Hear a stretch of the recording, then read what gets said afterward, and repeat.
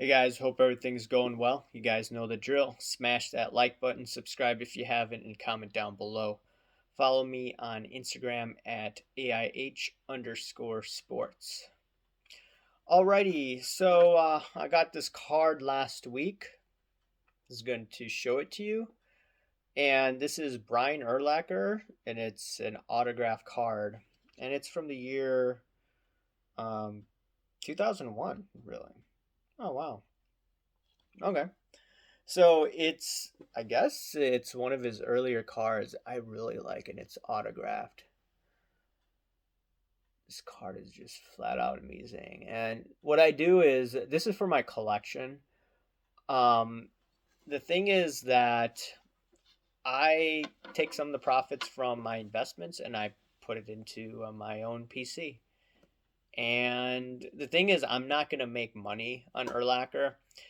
If you guys remember, I think it was 1.5 years ago with the Jacob Blake situation. Erlacher chimed in on Instagram, and he made a comment as a political based comment. And I guess the Chicago Bears are distancing themselves from Erlacher. I'm not completely sure of what the relationship is right now. So yeah, I don't think Erlacher is going to be culturally relevant compared to some of his other counterparts that he faced in the NFL. So yeah, it is what it is. We have guys like Schilling, Aubrey Huff. They're not allowed to go to their team's events. Aubrey Huff is not allowed to go to the Giants games. He's not invited.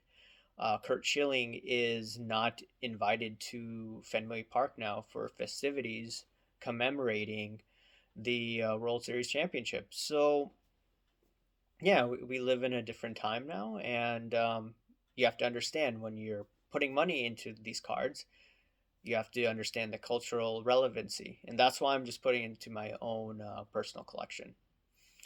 Anyways, getting into the topic of PSA and Karl Marx once again. And PSA had a statement regarding Marx, and it was quite interesting.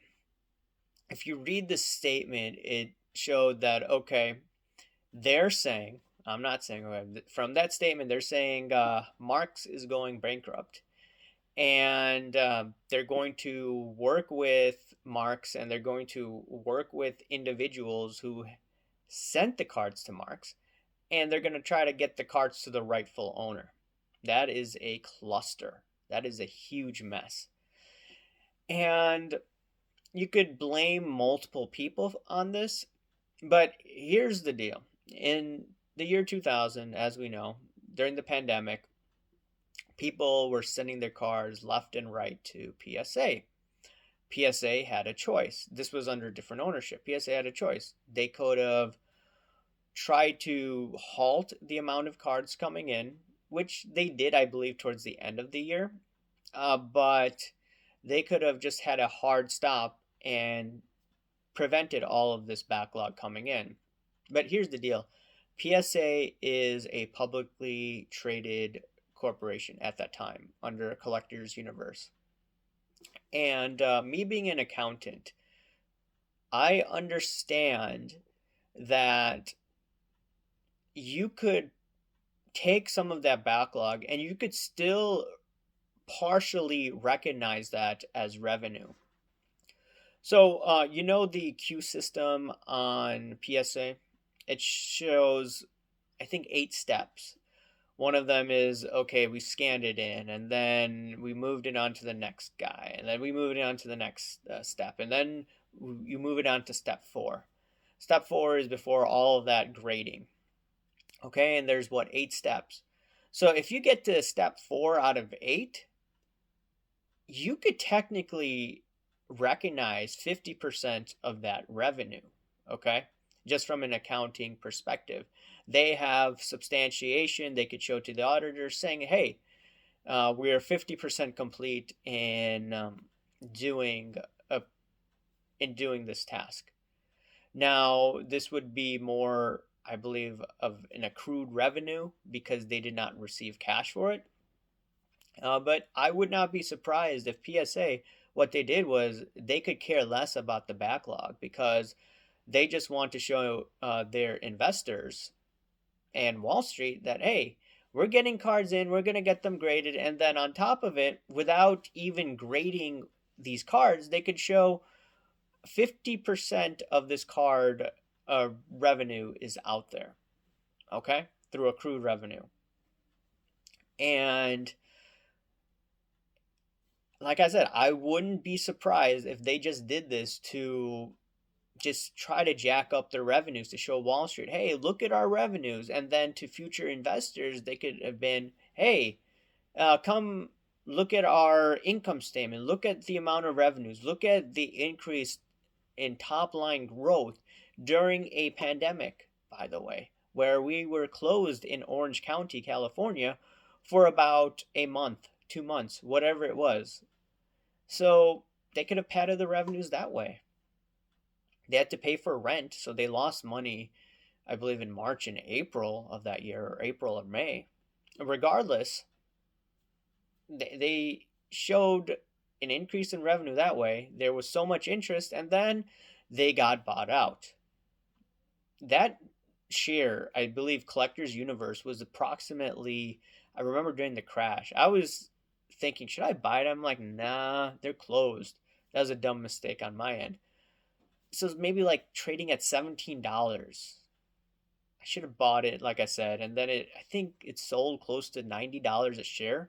I don't have my numbers correct, but someone could correct me and tell me what the price of the share was at. So you add that. So the new owners of PSA with Nat Turner and Cohn and all these guys, they have to deal with this mess. And last year they did shut down in March, which was probably the right thing to do, in my opinion. But that being said, PSA's model from the get go was just horrendous, from my understanding. And once again, if I'm wrong in any parts, let me know in the comments section. So it appears with the group submitters, they weren't taking deposits at the time. And if you're not taking deposits from people that are potentially putting down $1 million in card submissions, you're going to have to chase down these cards. And then from a public eye, if you're the biggest cat in town, and then you could tell the people who went with Marx, sorry, you're out of luck, which would paint PSA with the black eye, or they could be what they're doing right now, is they're trying to rectify the situation. And it looks like they're rectifying a situation, but they're doing so at a point where there could potentially be other group submitters who are also in some financial situation or some sort of financial hardship. So it's just a cluster right around, yes, they are making improvements. So you should acknowledge that, or I'm acknowledging that. It looks like they're going to be taking deposit from group submitters. They're going to be hard regarding individuals or group submitters that don't pay or that are not caught up on payments. So yeah, it's just a huge cluster, and it could have been because of greed from a few years ago why PSA is in this predicament, because they had to report to Wall Street. Now they don't report to Wall Street. Now it's all private.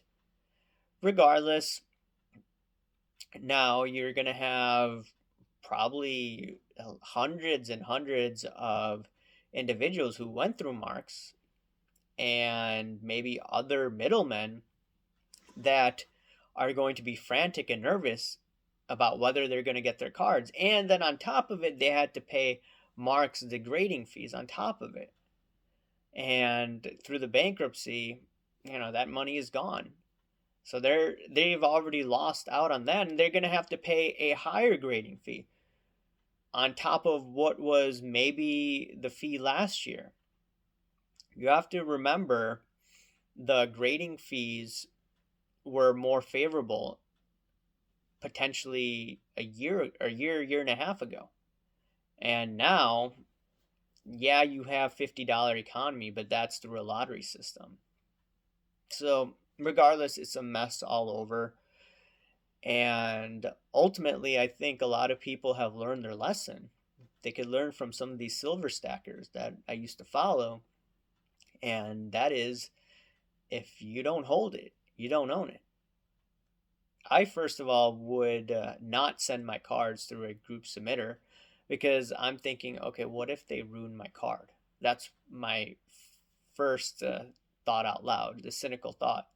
Second thought is, what happens if it gets lost in the mail?